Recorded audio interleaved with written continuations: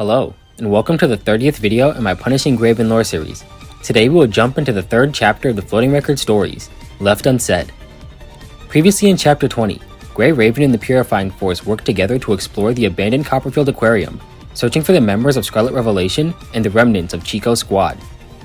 Due to the strain of battle, the aquarium collapsed, releasing the red tide gathered within, and revealing that Chico had been fused with the remains of the female twin, transforming her into the evolved hetero-humanoid. During the battle, Vanessa made her way back to Babylonia, following her sacrifice to protect the refugees in City 43. Now we learned what happened to her after that choice to stay behind, and what brought her to this point. Now without any further delay, Floating Record Chapter 3, Left Unsaid.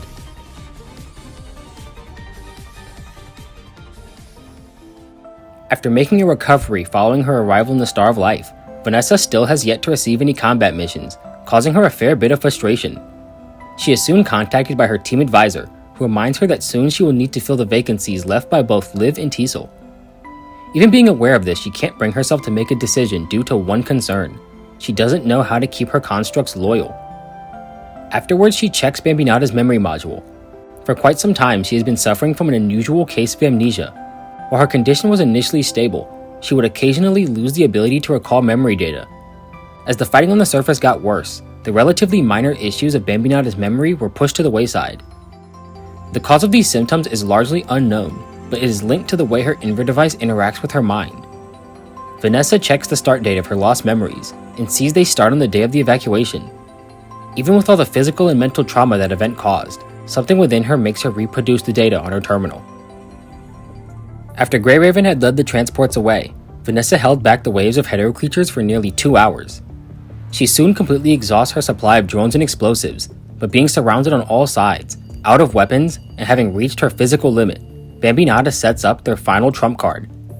She hands the nearly crippled Vanessa a detonator, having wrapped herself in the remaining explosives, a last resort tactic used to buy time. But thinking about what Liv said earlier, Vanessa can't bring herself to do it.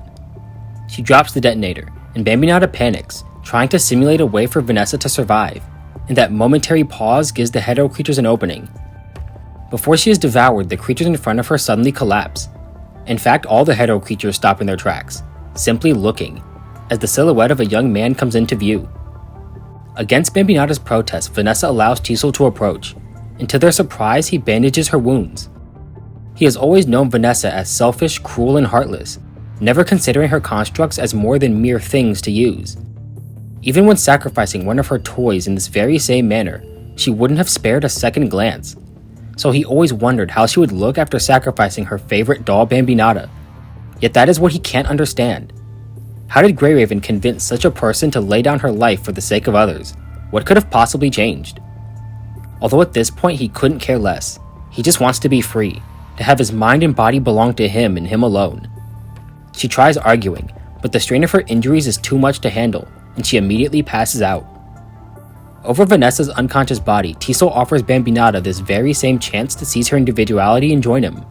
She refuses, but he promises if she ever comes around one day, they will have a spot waiting for her. Naturally, Vanessa was unaware of this extended conversation between the two constructs, and wonders if that could ever truly happen, if Bambinata would accept this offer if she developed a desire for freedom. In her annoyance, she sends Bambinata away to have her symptoms checked by the researchers.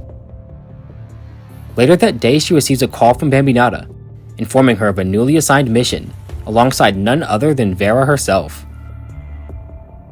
Earlier that day, Collins waits in his office, still nursing his political wounds from his confrontation with Litz. The lunar base is almost repaired, and once it is, he will no doubt bring up his proposal once again. Without his involvement, Collins' Ascendant experiments likely wouldn't have been cancelled, but he has nothing if not prepared. If his value in researching Ascendants is halted, he will simply pivot to another path, and he has his sights set on the Inver device. As of right now, the Inver devices that every construct relies on are largely a mystery, a black box technology with many unexplored secrets. But Collins does have one theory he would like to put into practice, that the Inver device is related to a construct's ability to become an Ascendant. While the data he himself has isn't a miracle answer, it can eliminate some incorrect theories, and this will allow him to bring value to both Corono and the Parliament. Rebecca tells him that the Parliament won't be open to just sharing their results, but that's the beauty in it. It doesn't matter who discovers the secret of the Inver device, because if that answer is ever found, it will be revealed to both sides eventually. He has both hidden information on the Inver devices and first-hand knowledge from an agent of the Ascension Network.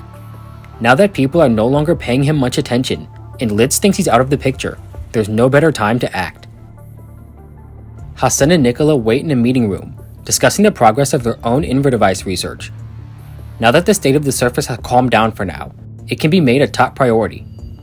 In order to meet the benchmarks of Lee's new specialized frame, they will need to conquer the mysteries of the Inver device. This plan is far more ambitious than any other. Unlike other specialized frames, Lee's is intended to be completely immune to the virus. Imperia had the ability to absorb and neutralize the virus, but its Inver device was unable to keep pace with the Omega weapon's absorption, and as a result the leftover virus was allowed to spill into the frame. If successful, this project will serve as another massive leap forward in humanity's fight against the virus. Suddenly they receive a call from Collins, claiming he only wants to be of use. The rumors of Corono's favor shifting from him to Litz didn't come from nowhere, so the two remain skeptical of his true motivations.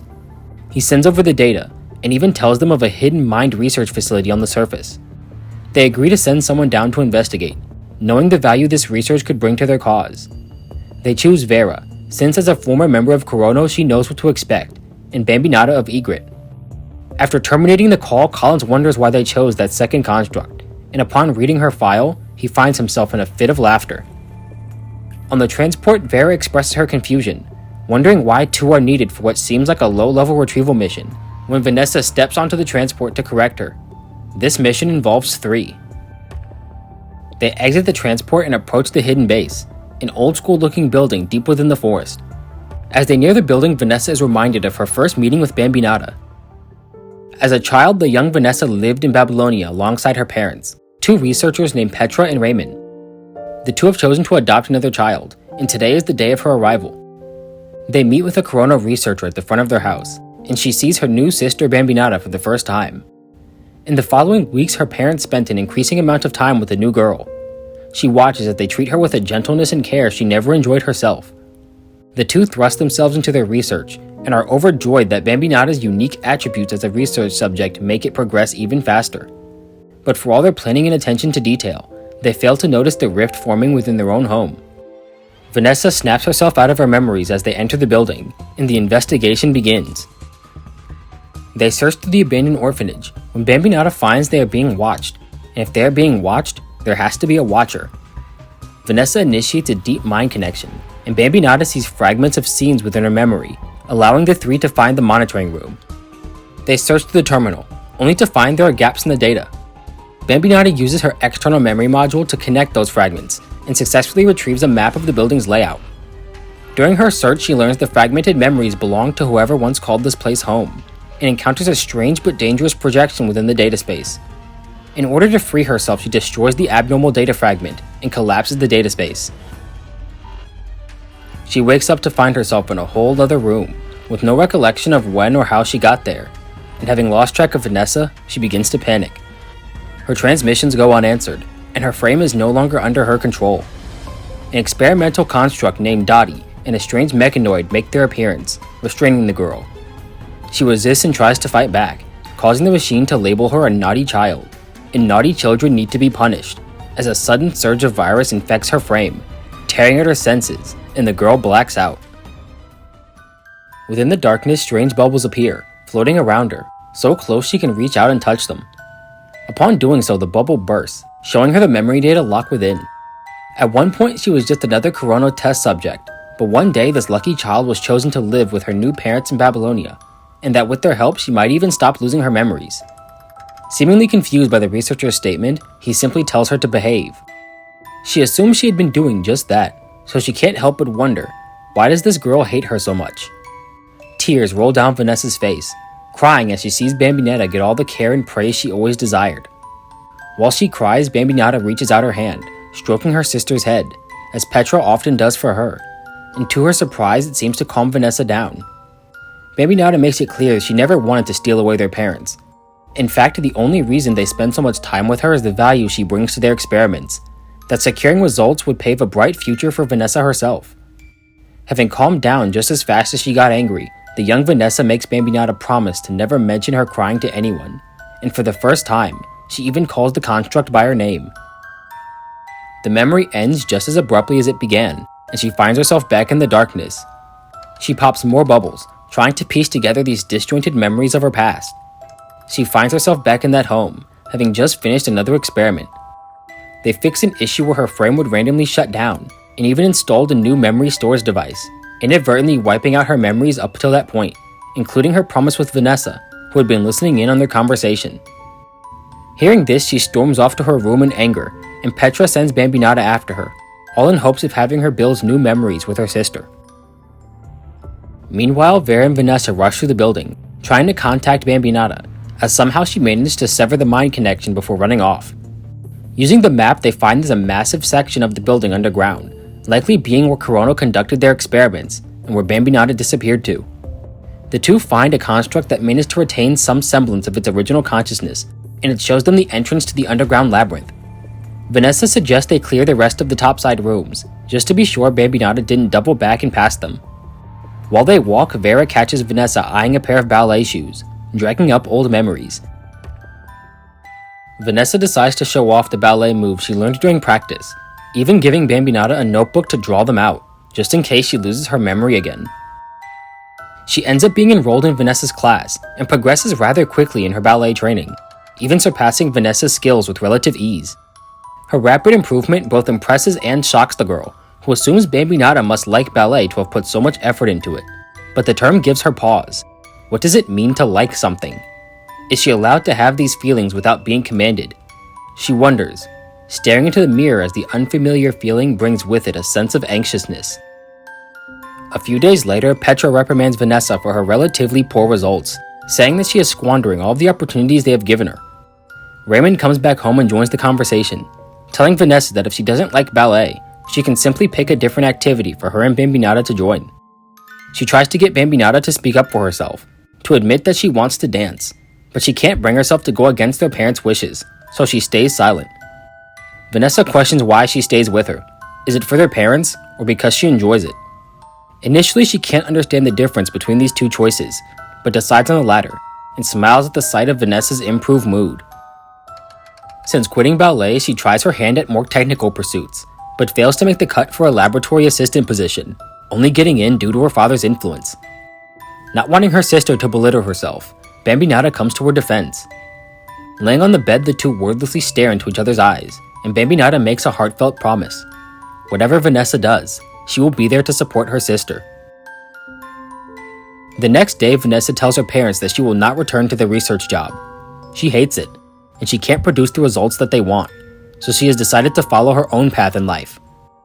Her parents argue against her decision, claiming it wastes all the effort they've poured into her, but she's made her choice, having already signed up for FOS Military College, and she's taking Bambinata with her. Only she can't. Her parents refuse to let go of their most important research subject, so they let Bambinata decide.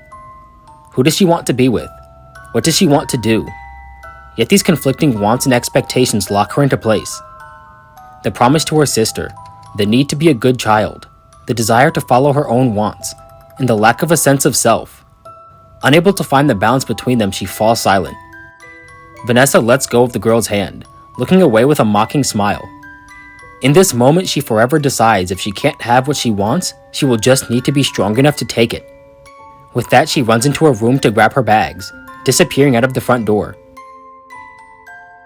In the following months, Petra erases all memory of Vanessa from Bambinata's mind, attempting to reduce the impact of her disappearance. And yet the shadow of her memory lingers somewhere deep inside her, never too far out of reach. A few years later, the lost daughter returns home, bringing with her a requisition order, having selected the construct Bambinata as a member of the elite squad Egret. Not wanting to face a military punishment, Petra reluctantly agrees, and Vanessa enters the home she abandoned so long ago.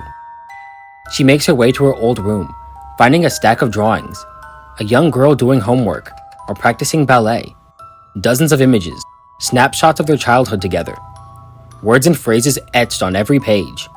Sister, experiment, don't go, remember, and Vanessa, repeated over and over.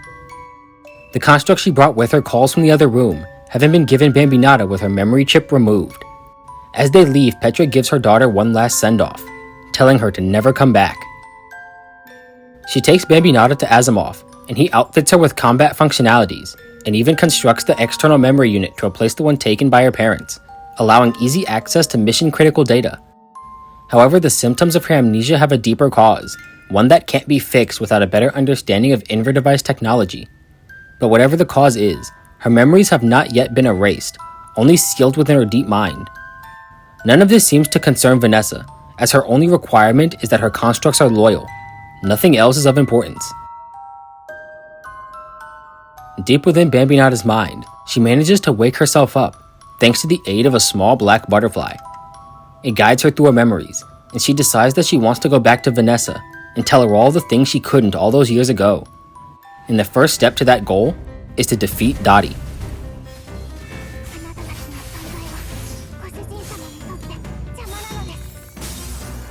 Having defeated Dottie, Madaraya makes her appearance, discarding her construct daughter for daring to lose. She tries to erase Bambinata's mind and is nearly successful, if not for the intervention of Vera.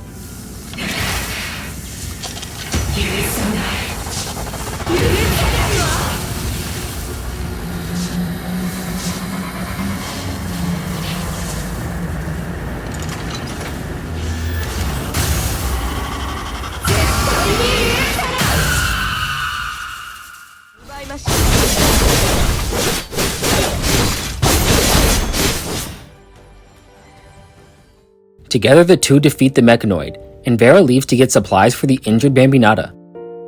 Having regained her memory, she tells Vanessa all of the things she left unsaid. How she did wish to go with her. How she wanted to be by her side. That if she could, she would go back and would have stood with her. Finally hearing these words, Vanessa realizes this is what she wanted all along. She wanted to be heard, to feel seen, and to be comforted. She always wanted to be understood. So when Bambinata turned her back on her all those years ago, the fear that she would be alone overcame her, so she decided to take control, to make sure nothing could ever leave her ever again. But only realizing it now, after getting everything she ever wanted, she made the wrong choice. Back on Babylonia, Asimov confirms that Bambinata's mind shows no alterations from before the mission.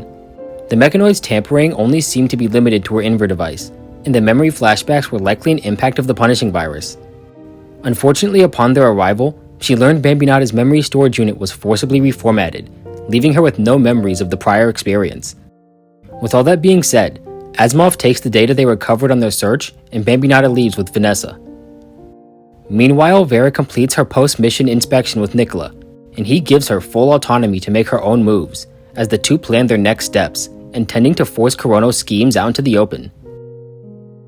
Afterwards, the construct and her commandant, the sisters, make their way back to Egret's lounge. The puppet always follows in her mistress's footsteps, never far behind. As long as she's needed, as long as her name is called, she will never be afraid of what tomorrow brings, because she made a promise to stay by her side. Alright, and we have just finished Left Unsaid. Sorry for the wait. I'm gonna be real, I don't know what took so long. Like, it's not even a long chapter. I don't know. Plot. But anyway, as for the chapter, I'm gonna be honest here. As far as like amnesia type chapters go, definitely had to give it to Cinderburns. Like, granted, it's like 3 times as long, but I still have like some other issues with it. Right? Like, the whole time, I kind of was thinking, like, why is Egret here? Like, what purpose do they serve here? Like, we know it's because they want to make you want to roll for Bambinata. They want to get you introduced to them so you spend your hard-earned BC or blue tickets. But to me, it would have been better if like this facility, the orphanage that they were in, was like where Bambinata was originally held at, and maybe the mechanoid Madureya could have been like the administrative mechanoid who oversaw the experiments instead of this like random nanny bot, because none of that really relates to Vanessa or Bambinata. But I don't know, whatever, what do I know? I don't have a writing degree. But at the end of it, right, she gets her memory back at least, right? No, not even. Because as soon as they get back to Babylonia, her memories are reset. I'm like, dude, come on. Like, that erases, like, everything she just went through. But, I mean, I guess Vanessa got her emotional payoff after the fight, and Bambi doesn't really need one, since she has no, like, opinions or, you know, thoughts outside of Vanessa. So she doesn't really have a fulfillment condition. I don't know. I'll read her affection story after I finish recording this, so maybe that changes something. And if it does, then you can just ignore everything I say. But as it stands, it feels lacking. Because, like, while we have extra context, the status quo doesn't change as far as Egret is concerned. They're both exactly the same at the end as they were when the chapter started. Like I said, it probably only feels that way because Cinderburns had its characterization on 12 for the entire chapter. Okay. Random details. The Ascendant that Teasel met before saving Vanessa was Lithos, because Lithos is just everywhere. But that was mentioned briefly back in Cinderburns. I just didn't bring it up because it wasn't important back then. It's still not important now, but now it's a little more relevant. And I love how he's like, I'm joining the Ascendants because I want to be free. Like, dude. Damn. He don't got a clue in the fucking world. Collins continues to be sketchy, as per usual. Nicola and Vera are messing around with Corono again. And I know I was getting all on the back of the chapter earlier, but the combat stages were fantastic. They had me like, man, who put all this Silent Hill in my PGR? They definitely nailed the creepy vibe. I liked it. Oh, you know what? One more thing. Just take a listen. 最近起きた隊員の離反を考慮すると、アバンとも連れずに学校に来るなんて、指揮官に同行させる方が安全だわ。そう、私のことを甘く見て。If she's voiced by who I think she is, Vanessa might just shoot up to my number 2. Obviously, number 1 is the queen herself. あなた、尊敬という言葉を知らないのですか? So, number 2 is as high as she's getting. Alright. Anyway, hope you all enjoyed the video, and I hope to see you all in the next video where we cover chapter 21 of the main story, Spiral of Kronos.